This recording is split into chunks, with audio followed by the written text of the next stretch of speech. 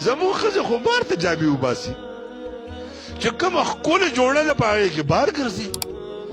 او چې چېرته خرابه جوړه ده په هغې کې په کور کې ګرځي نو چې د غوښانو بوی دې ځي د خولو بوی دې ځي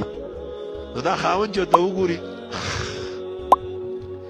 نو دا خاوند چې بار ته راوځي یاره زه به دویم واده کوم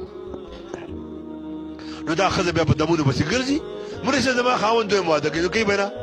چې څلور ودونه نور وکړي ته خو ښځه نه یې ته خو د غوجرې نوکره یې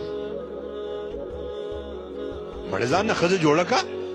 چې خاوند د کور ته راځي ولام به ورته خوشبویو ته واچوه پاکې جامې ورته واچوه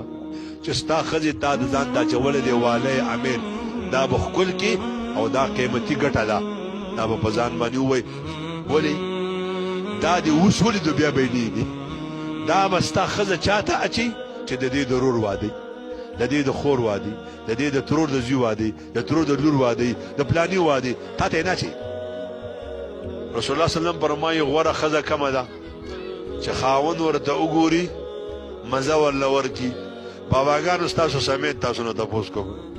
داسې څوک شته په تاسو کې ستاسو په ښځو کې چې تاسو ته ښکلې جامې اچولې وي تاسو ورته کتلې وي او مزه یې درکړې وي نه